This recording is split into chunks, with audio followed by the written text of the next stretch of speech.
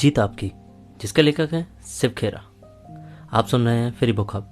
अगर अब तक आपने पीछे के पार्ट नहीं सुने हैं तो प्लीज़ उनको प्लेलिस्ट में जाके सुन सकते हैं, और ऊपर आई बटन पे भी जाके सुन सकते हैं। तो स्टार्ट करते हैं आगे का टॉपिक।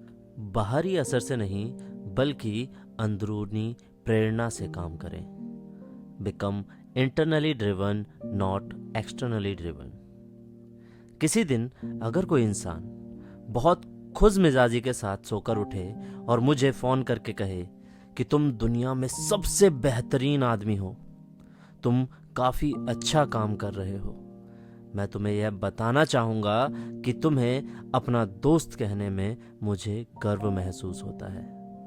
मैं जानता हूँ कि वह ये बातें ईमानदारी से कह रहा है। यह सुनकर मुझे कैसा लगेगा? जाहिर है बहुत अच्छा। मगर अगले दिन जब वह झुलझुलाहट के साथ सोकर उठता है और मुझे फोन करके कहता है कि तुम दुष्ट, जालसाज और मक्कार हो, तुम शहर में सबसे बड़े धोखेबाज हो, यह सुनकर मुझे कैसा महसूस होगा? जाहिर है बहुत ही बुरा।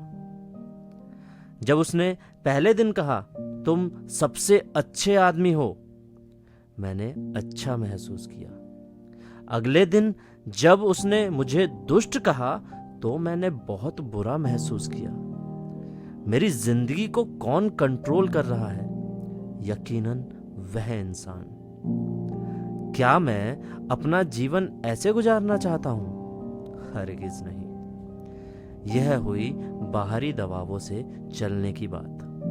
मैं अंदरूनी प्रेरणा से चलने वाला बनना चाहता हूं। जब उसने मुझे फोन किया और मुझे सबसे अच्छा व्यक्ति कहा तो सुनने में तो यह बात बड़ी अच्छी लगी, लेकिन अगर वह मेरी तारीफ में ये बातें ना भी कहता तो भी मैं अपनी नज़रों में एक अच्छा इंसान ही हूँ। और अगले दिन जब उसने मेरी बुराई की तो उसके शब्द मुझे भले ही बुरे लगे, पर वे मुझ में छोटेपन का एहसास नहीं पैदा कर सकते, क्योंकि अपनी नज़रों में मैं अब भी एक अच्छा इंसान हूं। जब लोग ऐसी बातें कहते हैं तुम मुझे नाराज करते हो, तो यहाँ पर कंट्रोल बाहरी है, लेकिन मैं कहता हूं कि मैं तुमसे नाराज हूं, तो यहाँ पर कंट्रोल अंदरूनी है।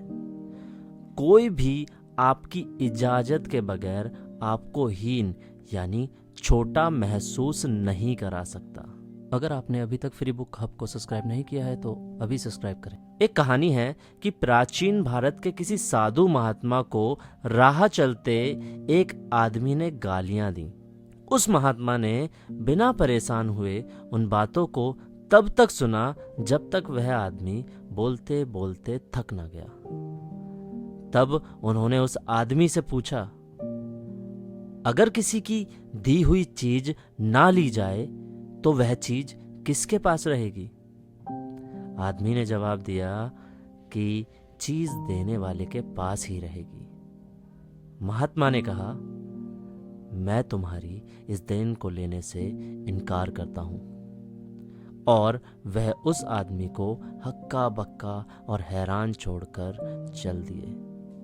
उस महात्मा का खुद पर अंदरूनी कंट्रोल था, और वो महात्मा है महात्मा बुद्ध। जब तक हम बाहरी बातों को दोष देते रहेंगे तब तक हमारे दुख बने रहेंगे और हम खुद को लाचार महसूस करते रहेंगे।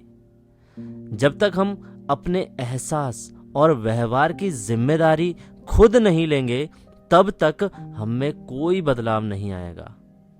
हमें सबसे पहले खुद से ये सवाल पूछने चाहिए, जैसे मैं परेशान क्यों हुआ, और मैं गुस्सा क्यों हुआ, और मैं निराश क्यों हुआ। तब हमें इन पर काबू पाने के उपाय सूझने लगते हैं। खुशी सकारात्मक स्वाभिमान का नतीजा है। अगर हम लोगों से पूछें कि उन्हें किन बातों से खुशी मिलती है तो हमको बहुत किस्म के जवाब मिलेंगे।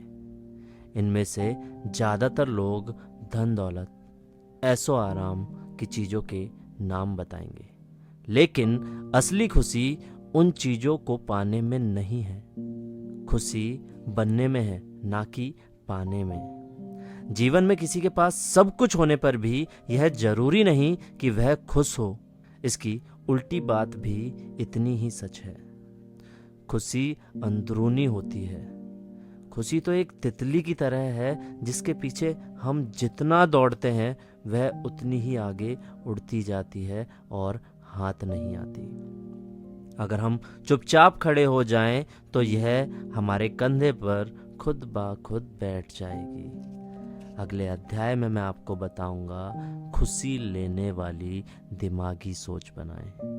धन्यवाद। अगर आपको ये बुक फ्री में चाहिए तो हमारे पेज पर डीएम कर सकते हैं और अधिक जानकारी के लिए डिस्क्रिप्शन में जा सकते हैं। नेक्स्ट पार्ट के लिए राइट वाली वीडियो पर क्लिक करें और बुक की प्लेलिस्ट के लिए लेफ्ट वाली वीडियो पर क्लिक करें और चैनल को सब्सक्राइब करना ना भूलें। वीडियो को लाइक शेयर करें।